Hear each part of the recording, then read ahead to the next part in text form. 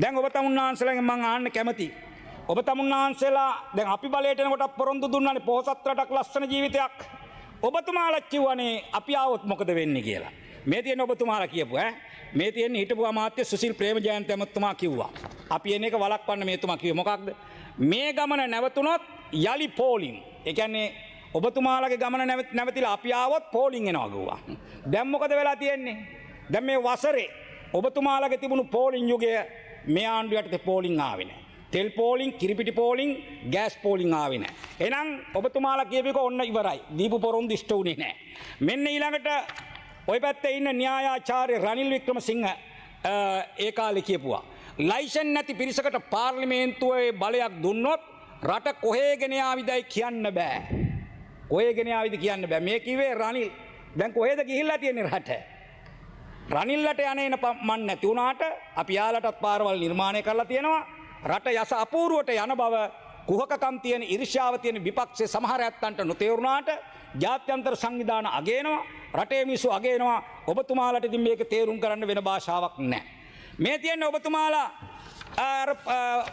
අපි බලයට ආවොත් වෙනවා කියපුවා. දැන් මම අහන්නේ දැන් මේ කියපු අනාවැකි ඉෂ්ට වුණාද කියලා. දැන් අපේවා ඉෂ්ට වුණාද බලනකොට මේවත් ඉෂ්ට වුණාද බලන්න බෑ. දැන් මේ මොකද්ද කිව්වේ? මාලිමාවේ ප්‍රතිපත්ති ප්‍රකාශයෙන් වාර්ෂිකව කෝටි ලක්ෂයක් රටට අහිමි වෙනවා. රනිල් කියයි.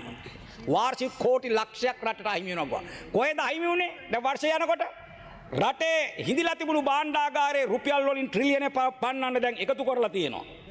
භාණ්ඩාගාරයේ ඩොලර් සංචිතයත් වර්ධනය වේගෙන් ඉදිරියට ඇවිල්ලා තියෙනවා. එතකොට රනිල් ඔබතුමාලා කියපුවා පච වුණාද බොරු වුණාද නැති වුණාද කියලා මං අහන්නේ. ඔන්න ශේෂ පත්‍රය. ඊළඟට ඔබතුමාලගේ පැත්තේ ඉන්න മന്ത്രിතුමියක් මේ කවිරත්න ලෝන් මේ മന്ത്രിතුමිය. මේ තියෙන එතුමිය දින මිනට ඒ කාලේ කියපුවා. ජයිපේ ආණ්ඩුව ආවොත් ඩොලර් පමණක් නොව රුපියලුත් නැත්තටම නැති වී යනවා. දැන් නැත්තටම නැති වෙලා තියෙන විපක්ෂේ. එසම මේ ඔබතුමාලා කියපුවා. දැන් අපි කියනවා බලනකොට දැන් ඔබතුමාලා කියපොත් මොකද වෙලා තියෙන්නේ? ලකුණු බිඳුවයි. කියපු දේවල් වෙලා නැහැ. තව ගොඩක් තියෙනවා ඔබතුමාලා කියපුවා. මොනවද කිව්වේ? ජාතික ජනබලවේගයේ ආණ්ඩුව ආවොත් ආගම් අදහන්න වෙන්නේ නැහැ කිව්වා. පෙරහැර කරන්න වෙන්නේ නැහැ කිව්වා. ආයි අලියැත්තු දකින්න වෙන්නේ නැහැ කිව්වා. ඒකද උනේ වෙන එකක්ද උනේ? ලස්සන්ට පෙරහැර සිද්ධ වුණා. මහා දලදා දැක්මක් වසර ගණනාවකට පසුව සිද්ධ වුණා.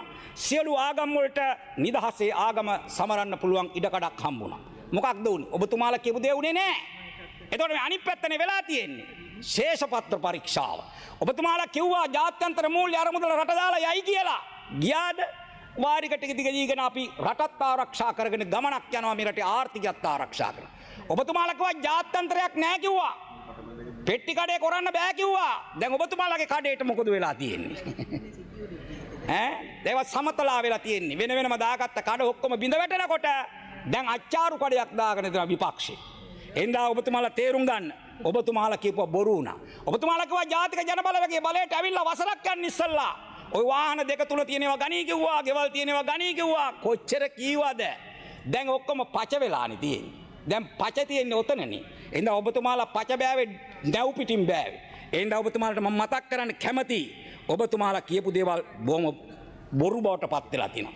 ජාතිවාදයේ ආගම්වාදයේ එයි කිව්වා. මේ මෑත ඉතිහාසයේ ජාතිවාදයේ ආගම්වාදයේ ඇවිස්සුණු නැති වසරක් ගෙවා දැම්ම අපි ඒ ගැන සතුටුයි. එම අවුස්සපු කට්ටිය ඔක්කොම දැන් ඔලු හංගගෙන ඉන්නේ.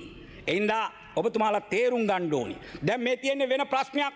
මම මුලින් කිව්වා වගේ ඔබතුමාලාගේ දේශපාලනයට ශක්තිය සපයපු ඔබතුමාලාගේ ගර්භාෂවල ඔබතුමාලා බිහිවෙච්ච ගර්භාෂයේ තිබුණු පාතාලයේ සුණු විසුණු වෙනකොට කුඩු ටික අල්ලනකොට දූෂණයට එරෙහිව කටයුතු කරනකොට ඔබතුමාලට වෙන කියන්න දෙයක් නැහැ. ඉඳක් ගහන්න පුළුවන් මඩ ලෝඩ් පිටින් ගහනවා. දැන් සමහරු වියරු වැටිලා ඉන්නේ. වියරු වැටිලා ගහන්න පටන් ගන්න තියෙන්නේ. ඉතින් ඔබතුමාලට ඒ වගේ අපි මතක් කරන්න කැමතියි. ඊළඟට